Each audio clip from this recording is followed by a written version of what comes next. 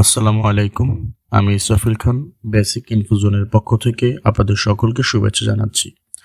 আজ আমরা দেখব মাইক্রোসফট ওয়ার্ডের মধ্যে কিভাবে সর্ট এর কাজ করতে হয় বা সর্টের মাধ্যমে কি কাজ করা যায়। তো আপনাদেরকে সহজে বোঝানোর জন্য আমি এখানে কিছু সংখ্যা লিখে নিচ্ছি এলোমেলোভাবে। আমি এখানে লিখলাম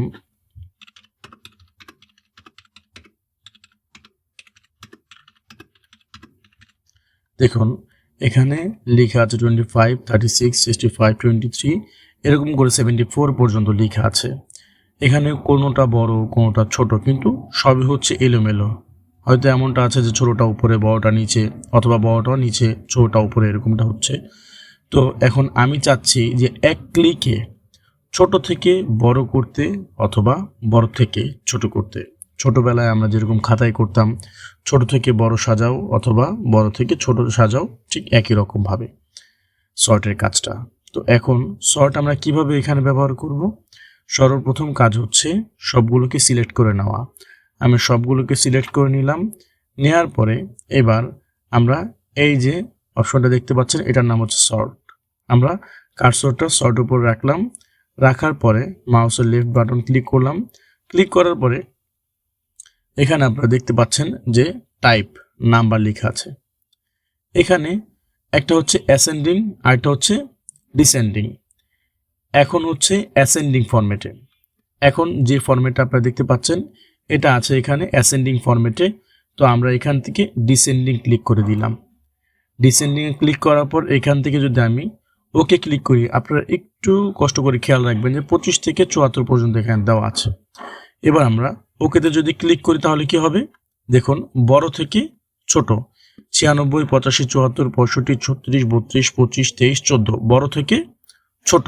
এর আগে কিন্তু ছিল এলোমেলো। আমি আবার দেখাচ্ছি, এই যে এলোমেলো। এবার কন্ট্রোল ওয়াইতে ক্লিক করলাম, এই যে বড় থেকে ছোট। এবার ঠিক একইভাবে এটাকে আমরা ছোট থেকে বড় করব। আমাদের সম্পূর্ণটা সিলেক্ট করা।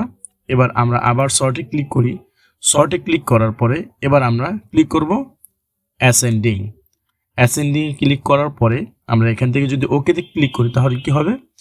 ছোট থেকে বড় 14, 23, 25, 32, 34, 65, 74, 85, 96। আমি আপনাদেরকে বোঝানোর জন্য আবার কন্ট্রোল জেড ক্লিক করলাম। দেখুন বড় থেকে ছোট, আমরা কন্ট্রোল ওয়াই ক্লিক করলাম, এই যে ছোট থেকে বড়। আপনারা ভাববেন না যে কন্ট্রোল জেটের আর কন্ট্রোল ওয়াইয়ের মাধ্যমে সর্ট করা যায়। এটা হচ্ছে আপনাদেরকে বোঝানোর জন্য, যেটাকে আমরা বলি আন্ডো রিডো। পূর্ব অবস্থানে ফিরে যাওয়া এবং পরবর্তী অবস্থানে ফিরে আসাকে বলা হয় রিডো, আর পূর্ব অবস্থানে ফিরে যাওয়াকে বলা হয় আন্ডো। তো এটা হচ্ছে সর্টের কাজ, বড় থেকে ছোট অথবা ছোট থেকে বড়। এখানে যে শুধু নাম্বার দিয়েই করা যায় তা না, আমি এখানে আপনাদেরকে লিখে দেখাচ্ছি alphabet 𝐴, G, B, R, F, L, J, I, O, N, আচ্ছা এগুলোকে হচ্ছে আমি একটু সিরিয়াল করে নিই। Enter enter enter enter enter. আচ্ছা এই যে আপনারা দেখতে পাচ্ছেন যে অ্যালফাবেটগুলো প্রত্যেকটাই কিন্তু এলোমেলো।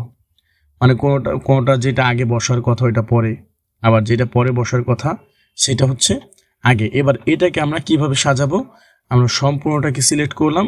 সিলেক্ট করার পরে সর্টে ক্লিক করলাম। ক্লিক করার পরে এখানে কি লেখা? টেক্সট। মানে এটা হচ্ছে যেহেতু অ্যালফাবেট এজন্য টেক্সট লেখা। যখন আপনি এখানে কোনো সংখ্যা অথবা কোনো নাম্বার ব্যবহার করবেন তখন এখানে নাম্বার শো করবে, অটোমেটিক এখানে নাম্বার শো করবে। আবার আপনি যদি এখানে কোনো ডেট ব্যবহার করতে চান, যেমন তারিখ যখন আপনি ব্যবহার করবেন তখন এটা অটোমেটিক্যালি এখানে ডেট শো করবে।